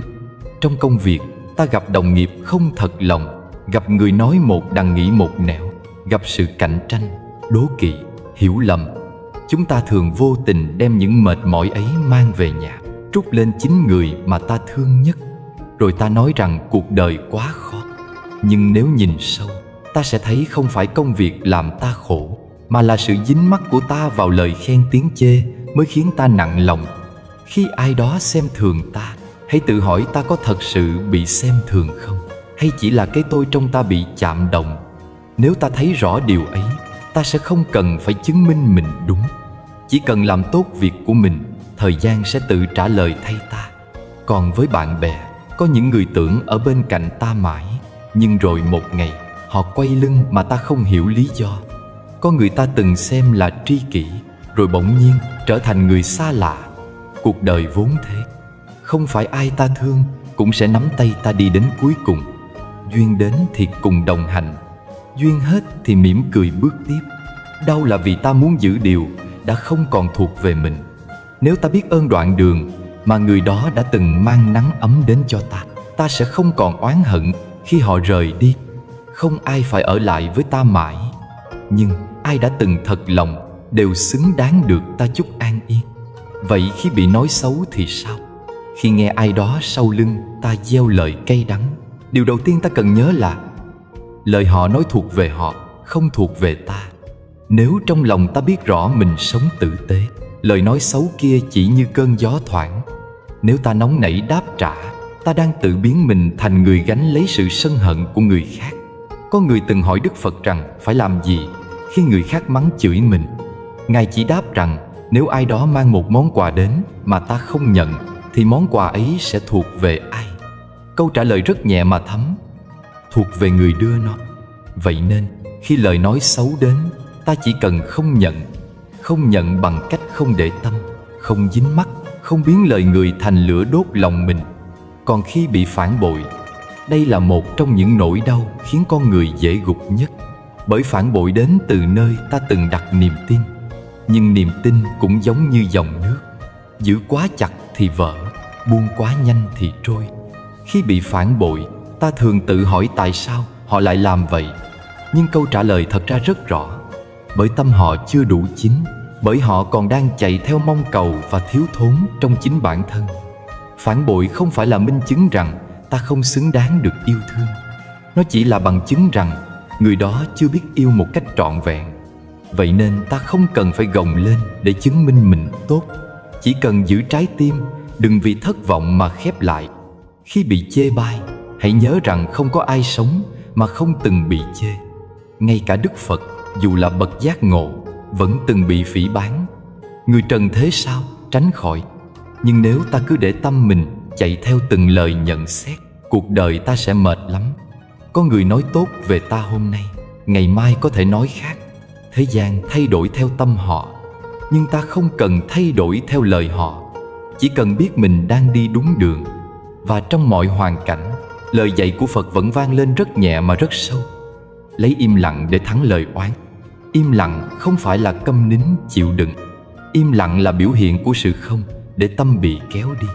Im lặng là giữ tâm bình yên, để không tiếp tục tạo thêm nghiệp bằng lời nói. Im lặng là cách nói rằng ta chọn bình an thay vì hơn thua. Im lặng không phải là yếu đuối. Im lặng là sức mạnh của người nhìn rõ bản chất mọi việc. Nhưng để im lặng mà không ấm ức, ta cần quay trở về hơi thở. Hơi thở là chiếc cầu đưa ta về lại thân tâm. Khi bão lòng nổi lên, chỉ cần hít vào sâu, biết mình đang giận. Thở ra, biết mình đang muốn buông. Hít vào, tôi thấy nỗi đau trong tôi. Thở ra, tôi ôm lấy nó bằng sự dịu dàng. Không chống, không phán xét, chỉ ôm. Khi ta có thể tự ôm lấy thương tổn của chính mình, ta không còn mong ai hiểu hay ai chữa lành cho ta nữa. Khi ấy, ta mới thật sự tự do. Từ từ, ta sẽ thấy người làm ta tổn thương thật ra đang giúp ta học bài học lớn trong đời. Họ đến để soi vào ta vết thương mà ta chưa nhận ra. Họ đến để nhắc ta rằng ta cần mạnh mẽ, cần hiểu, cần thương chính mình hơn. Vậy nên, thay vì hỏi vì sao cuộc đời bất công, ta chỉ cần hỏi ta đã học được gì sau mỗi biến cố. Người biết học sẽ lớn lên trong từng nỗi đau. Người không học sẽ lặp lại khổ đau hoài không dứt. Buông bỏ không có nghĩa là quên. Buông bỏ cũng không có nghĩa là phớt lờ. Buông bỏ là biết rằng mọi chuyện đã là như thế. Không còn tranh, không còn níu, không còn muốn thay đổi điều đã xảy ra. Ta chỉ nhẹ nhàng đặt xuống nỗi nặng trong lòng và bước tiếp, nhẹ như người không còn mang đá trên vai. Đó không phải là lý thuyết, đó là con đường thực tập ngay trong khoảnh khắc này. Trong ánh mắt ta nhìn người, trong câu ta đáp lại, trong từng hơi thở ta thở ra thật khẽ. Mỗi lần ta buông được một chút, đời sẽ nhẹ thêm một chút. Và mỗi chút ấy gom lại sẽ trở thành bình an. 10. Biến khổ thành hoa là chuyển nghiệp bằng chánh niệm. Trong mỗi bước chân đi trên đường đời, ai trong chúng ta cũng mang theo những câu chuyện riêng, những nỗi khổ mà không ai giống ai. Có người khổ vì tình, có người khổ vì tiền bạc, có người khổ vì gia đình, có người khổ vì sức khỏe, có người khổ vì chính tâm mình không yên. Ta vẫn thường nghĩ rằng khổ là thứ gì đó cần phải tránh, cần phải xóa bỏ càng nhanh càng tốt. Nhưng trên con đường tu học, Phật dạy chúng ta nhìn khổ bằng một ánh mắt khác. Khổ không phải là kẻ thù cần tiêu diệt. Khổ là người thầy âm thầm đến dạy ta về bản chất của cuộc đời và bản chất của chính ta. Mỗi nghịch cảnh là một bài học được gửi đến, không phải để trừng phạt ta, mà để ta học cách lớn lên trong sự tỉnh thức. Nhưng khi khổ đến, phản ứng tự nhiên của con người thường là than trách. Tại sao là con? Tại sao đời không công bằng? Tại sao mọi thứ lại dồn lên vai con như thế?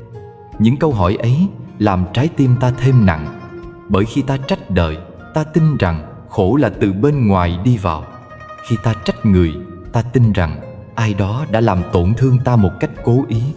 Nhưng nếu ta dừng lại, nhìn sâu vào nỗi khổ ấy, ta sẽ thấy rằng phần lớn khổ đau sinh ra từ chính tâm ta. Tâm bám chặt vào điều mong muốn mà không đạt được. Tâm muốn người khác phải theo ý mình. Tâm không chấp nhận sự thay đổi của vô thường. Khổ không nằm ở việc chuyện đó xảy ra. Khổ nằm ở việc ta không chấp nhận chuyện đó đã xảy ra. Nếu ta học được cách không oán, không trách, chỉ lặng lẽ nhìn sâu, khổ sẽ nở thành hoa. Giống như hạt sen nằm trong bùn. Bùn không thơm, không đẹp, nhưng chính từ bùn lầy mà hoa sen vươn lên thanh khiết. Không có bùn sẽ không có sen. Không có khổ, làm sao có trí tuệ trưởng thành. Khổ không đẹp khi nó đang hiện hữu, nhưng vượt qua được rồi, nhìn lại, ta sẽ thấy đó chính là khoảnh khắc ta học được điều quý giá nhất. Khổ là đất, tâm tỉnh thức là hạt giống. Khi ta biết chăm, biết tưới bằng hiểu biết và thương yêu, hạt giống ấy sẽ nảy mầm thành hoa. Lời Phật dạy vang lên nhẹ mà sâu. Tâm an thì nghiệp cũ hóa lành, nghiệp mới không tạp. Tâm chính là gốc rễ. Khi tâm yên rồi, mọi biến động bên ngoài không còn làm ta nghiêng ngã. Nghiệp không phải là số phận cố định. Nghiệp chỉ là những thói quen của tâm từ đời này sang đời khác, từ ngày này sang ngày khác. Nếu ta cứ chạy theo sân hận, ta tạo nghiệp mới. Nếu ta thắp lên sự tỉnh thức, ta chuyển nghiệp. Chuyển không phải là chống lại hay xóa bỏ. Chuyển là nhìn rõ để không lặp lại. Chuyển là dừng lại những gì gây khổ. Chuyển là nở một nụ cười ngay trong hoàn cảnh mình tưởng chỉ có thể khóc. Có người hỏi, làm sao để tâm được an khi người khác gây đau cho ta? Làm sao để không hận người đã làm ta rơi nước mắt? Làm sao để lòng thôi oán trách khi ta bị tổn thương sâu đến vậy? Câu trả lời không phải là hãy quên đi, hãy bỏ qua, hãy cố gắng. Những điều đó chỉ là ép buộc, và càng ép, tâm càng chất chứa. Con đường chân thật là quay về nhìn vào chính cảm xúc ấy. Đừng né tránh nỗi đau. Hãy thắp một ngọn đèn ý thức lên và nhìn nó bằng tất cả sự dịu dàng. Khi ta nhìn nỗi đau, ta thấy đằng sau oán là thương, đằng sau giận là tổn thương, đằng sau tổn thương là mong muốn được thấu hiểu và yêu thương. Khi ta hiểu nỗi đau của chính mình, ta sẽ hiểu rằng những người làm ta đau cũng đang đau theo một cách nào đó mà ta chưa thấy được. Người gây tổn thương không phải lúc nào cũng là người xấu. Họ chỉ đang hành động từ những vết thương họ mang. Một trái tim đầy đủ yêu thương sẽ không làm người khác đau. Một trái tim bị tổn thương mới gây tổn thương. Khi ta hiểu điều đó, hận thù trong ta bắt đầu tan, giống như sương sớm tan dần dưới ánh mặt trời. Hiểu không phải để biện minh cho hành động sai, mà để ta không phải mang thêm nặng nề vào lòng. Ta không tha thứ vì người kia xứng đáng được tha thứ. Ta tha thứ vì ta xứng đáng được bình yên. Trong mỗi nghịch cảnh, ta có hai lựa chọn. Một là tiếp tục oán trách và lặp lại vòng xoáy khổ đau. Hai là nhìn sâu, chấp nhận, yêu thương chính mình và bước ra khỏi vòng xoáy ấy. Con đường thứ hai không dễ đi, nhưng đó là con đường duy nhất dẫn đến tự do. Khi ta tập nhìn khổ như một người thầy, ta sẽ học được những điều mà hạnh phúc không dạy được. Hạnh phúc khiến ta mỉm cười, khổ khiến ta trưởng thành. Hạnh phúc cho ta niềm vui, khổ cho ta trí tuệ. Hạnh phúc nhẹ như gió thoảng, khổ sâu như gốc rễ trong lòng đất. Khi ta có cả niềm vui và nỗi khổ, ta mới biết thế nào là sống trọn vẹn. Con đường tu không phải là chạy trốn khổ đau để tìm niềm vui. Con đường tu là đi xuyên qua khổ đau để tìm ánh sáng bên trong nó. Sự chuyển hóa không đến một lần, nó đến từng chút một. Mỗi lần tâm nổi giận, ta dừng lại thở.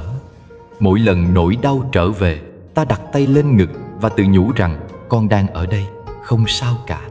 Mỗi lần ai đó làm ta tổn thương, ta chọn nhìn họ như một con người cũng đang loay hoay trong khổ đau của riêng họ. Những điều nhỏ ấy tưởng chừng như vô nghĩa, nhưng chính chúng là từng bước vững chãi đưa ta đến tự do. Rồi sẽ đến một ngày, con nhìn lại tất cả những người đã từng làm con đau. Con không còn thấy hận nữa, con chỉ thấy ơn. Vì nhờ họ, con mới có cơ hội hiểu con hơn, tỉnh thức hơn, hiền lành hơn, bao dung hơn. Và con sẽ mỉm cười, một nụ cười rất nhẹ, rất sâu, rất thật. Khi con biết mỉm cười với người từng làm khổ mình, con đã bước một bước rất xa trên con đường giải thoát. Nụ cười ấy không phải là sự thắng lợi, không phải là tâm trên dưới, không phải là con bỏ qua cho họ. Nụ cười ấy là dấu hiệu rằng tâm con đã không còn bị trói bởi những gì đã qua. Con đã trở thành người mang ánh sáng trong chính cuộc đời mình. Khổ đã nở thành hoa, và hoa nở từ chính trái tim biết hiểu, biết thương, biết an trú trong tỉnh thức. Con không cần phải trở thành ai khác, chỉ cần quay về với chính trái tim ấy. Mỗi ngày một chút, mỗi hơi thở một chút, rồi từ trong lòng đất tối ấy, con sẽ thấy một mầm xanh âm thầm đang lớn lên. Giờ đây, khi ta đã đi qua hết từng tầng của sự nhận hiểu, ta nhìn lại chặng đường vừa rồi như nhìn một con sông lặng lẽ chảy qua tâm mình. Con sông ấy có lúc cuộn trào, có lúc đục ngầu, có lúc lặng như gương. Nhưng chính nhờ nó mà ta biết thế nào là dòng chảy của đời sống, biết thế nào là chuyển hóa, và biết thế nào là an nhiên giữa bao biến động. Khổ không đến để vùi dập ta, khổ đến như một tiếng chuông nhắc ta tỉnh thức. Nếu đời chỉ toàn thuận lợi, con người dễ quên đi bản chất vô thường, dễ mắc kẹt trong sự chủ quan và ngã chấp. Khổ giống như mùa mưa rửa sạch bụi bám trên lá. Nhờ mưa, lá xanh hơn. Nhờ khổ, tâm ta sâu hơn. Ta hiểu ra rằng hạnh phúc không nằm ở việc không còn khổ, mà nằm ở việc ta biết đi qua khổ bằng sự mềm mại và trí tuệ. Và người đối xử tệ với ta, người khiến ta rơi nước mắt, người khiến ta tổn thương tưởng chừng không thể lành lại, hóa ra cũng là người đang soi dùm ta cái bản ngã sâu kín trong mình. Khi ta bị xúc phạm, cái tổn thương chạm vào phần muốn được công nhận. Khi ta bị phản bội, cái đau chạm vào phần muốn được nắm giữ. Khi ta bị xem thường, cái buồn chạm vào phần muốn được tôn trọng. Nếu không có họ, ta sẽ tưởng rằng ta đã hiền, đã giỏi, đã trưởng thành. Nhưng chính họ cho ta thấy ta vẫn còn chấp, còn mong cầu, còn đòi hỏi cuộc đời phải theo ý mình. Nhờ họ, ta có cơ hội soi lại chính tâm mình. Cho nên, buông bỏ không phải là quay lưng hay rời xa. Buông bỏ là nhìn sâu, đến khi trong lòng không còn gì để nắm. Khi đã hiểu, tự khắc ta nhẹ. Khi đã rõ, tự khắc ta không còn muốn níu. Buông bỏ không phải là thôi yêu thương, mà là yêu thương một cách tự do. Yêu mà không cần chiếm giữ, thương mà không cần đáp trả, buông mà lòng vẫn đầy tự ái. Đó là buông bỏ thật sự. Giờ đây, ta quay trở về với đời sống mỗi ngày, nơi mà thử thách không phải nằm trong lời giảng, mà nằm trong từng tương tác nhỏ. Một ánh mắt ai đó vô tình làm ta tổn thương. Một câu nói ai đó không khéo làm ta chao động. Một sự so sánh trong gia đình khiến ta thấy mình không được hiểu. Nhưng thay vì phản ứng như ngày xưa, ta học một cách sống khác. Mỗi ngày, con hãy chọn một người từng làm con đau lòng. Không cần phải nói chuyện với họ, không cần nhắn tin hay gặp gỡ. Chỉ cần trong tâm khởi lên một niềm thương. Một chút thôi, nhẹ như một ngọn gió lướt qua lá. Con đừng vội mong tâm mình thay đổi ngay. Chỉ cần mỗi ngày một chút. Hôm nay gửi một niềm thương, ngày mai gửi một lời cầu chúc an lành, ngày kia gửi một sự cảm thông. Từng hạt giống thiện lành nhỏ ấy sẽ nảy mầm trong chính trái tim con. Và con hãy tập mỉm cười nhiều hơn. Không phải nụ cười để che giấu, cũng không phải nụ cười để chứng tỏ mình mạnh mẽ, mà là nụ cười rất nhẹ, rất hiền. Nụ cười như một lời cầu nguyện thầm lặng cho chính tâm mình được an. Khi con mỉm cười với cơn giận, nó mềm đi. Khi con mỉm cười với nỗi đau, nó tan ra. Khi con mỉm cười với người từng làm con khổ, con tự trả lại tự do cho chính mình. Vì cuối cùng, những gì ta giữ trong lòng không phải là người khác, mà là chính cảm xúc của ta. Ôm hận, ta đau. Giận dữ, ta nóng. Đòi hỏi, ta mệt. Chỉ khi ta buông xuống, con sẽ thấy rằng con không mất gì cả. Ngược lại, con được tất cả. Con được sự bình an không còn phụ thuộc vào ai. Con được sự tự do không còn bị điều khiển bởi ngoại cảnh. Con được niềm hạnh phúc rất trong, rất tĩnh, rất thật từ sâu bên trong. Vậy nên, giờ phút này, xin mời đại chúng cùng khép nhẹ đôi mắt, thả lỏng thân, thả lỏng tâm. Chúng ta cùng chắp tay, nhẹ nhàng niệm danh hiệu Phật trong lắng sâu. Hồi hướng công đức của tất cả những hiểu biết, tất cả những chuyển hóa, tất cả những nỗ lực từ trong trái tim mình hôm nay đến tất cả những ai đã từng làm ta đau. Cầu cho họ cũng được an, được thảnh thơi, được tự do thoát khỏi những nỗi khổ vô hình mà họ đang mang. Khi ta hồi hướng cho người làm ta tổn thương, cũng chính là lúc trái tim ta mở ra trọn vẹn. Hãy để một phút tĩnh lặng cuối cùng này như giọt mưa rơi vào hồ nước, làm mặt hồ trở nên trong hơn, sâu hơn, rộng hơn.